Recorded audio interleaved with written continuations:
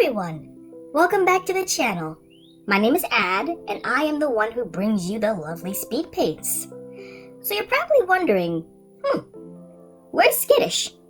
Well, I'll tell ya. She's grounded. Like, really grounded. Like she stuck gum in her sister's hair type of grounded, and the creator is not having it. It's really bad. We had to cut half of her hair off. It was not pretty. So today, I wanted to try something different.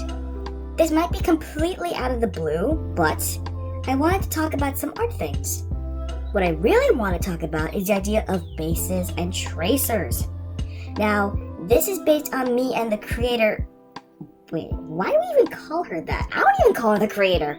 Because she is our creator. Well, I know why we call her that, but she needs a different name. Well, why not just call her by her real name? Not her real name, Skittish. Yeah? Well, you're still a scoring, Scatterbrain. Oh yeah? Well, you're still grounded, so ha. Anyway, back to the reason I'm making this. Hang on. Oh yeah, sorry. I get really off track when I'm extra excited. Okay, so bases and tracers. Now I'm only going to speak based on me and the creator's experience and what we have gone through. So if something sounds off to you, please leave a comment. I genuinely want to hear someone with similar or even different experiences than us. Before I start, I need to say this. This was all before Skittish existed. One day, I will talk about our existence and what we are, but not today. One topic at a time. I get distracted. My name's ADD for a reason. Okay, so when me and the creator were little teensies, we used to be only on DeviantArt. Yes, we were posting our art on DeviantArt page long before we discovered YouTube. We didn't have the fancy drawing laptop or the skills that we have today. We only had the old paint tool that was already on our old hand-me-down laptop. We didn't know how to draw, so we heavily depended on bases. If you're not sure what bases are usually traced over anime pictures or screenshots from shows that are made for everyone to use as long as you credit the artist. So me and the creator use these bases a lot, and we made sure to credit them when we use them. But after a year, 2, 3, we got sick of crediting people every time we need to make art. So we slowly transitioned into making our own art without bases, and my god, it was tough. We eventually weaned off of bases and began to make our own art, which was satisfying, but it was a long road to get to where we are today, trust me. Now, a lot of debates I've been hearing is that bases are stealing from the original artist and that you can't be a real artist if you use bases. And my input is that a lot of your favorite online artists had to start somewhere.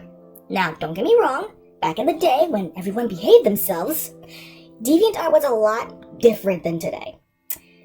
I haven't even opened the website in a long time. Wait, what? Scratch that. The creator just told me she still has a DeviantArt page, but it's been inactive since 2018 when we jumped to Instagram. Now, I can see from both sides when we got our start doing bases. We were basers and tracers ourselves. Now, we did grow out of that phase and developed our own art style, but I do understand why people use bases. It's basically to get you started. Almost like reference. Except you're drawing on it and adding hair and eyes and other cool things. I still would recommend trying it if you're just getting into digital art. Now here's where there is a disconnect for me. There are two sides to basers and tracers. There's the one that uses the bases, credits the artist, and understands that even though they drew on the base, it's not fully yours. And then we have the ones who ruin it for everybody else. Before we ended up leaving DeviantArt for Instagram, I dabbled into the base design as well, and let me tell you, I had my fair share of kids using my bases and not giving me credit. It was not fun in the slightest, and that probably equaled me leaving the platform, but not completely. This is where it gets confusing. If someone makes a base for the internet to use, then you draw on it, does it count as yours? Even to this day, we're not sure how it goes down, which is why we moved away from bases, because we love the idea of having our own art and being able to put a watermark on it and call it our own. It made us feel really good, especially when it's all made by you and there's no outside help. So overall, I would still say there's a fine line to walk between a yes from me and a no. I agree that it is a great starting point when it comes to beginners who just need a template for an idea, but at the end of the day, the art isn't yours. Trust me, I hated hearing that when I forgot to credit someone. It was just a constant reminder that you may have made it beautiful, but it's off someone else's foundation. If you feel embarrassed about using bases, that's okay.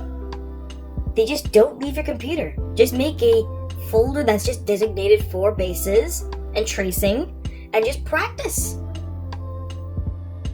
Wow, that got really deep. Or I just mumbled for 5 minutes. So yeah, that's what I think about basers and tracers. What do you guys think? Do you agree with me? Disagree with me? Do you want another video with me talking? Or the annoying pink poodle hair that shackles me in the basement? That's because you move.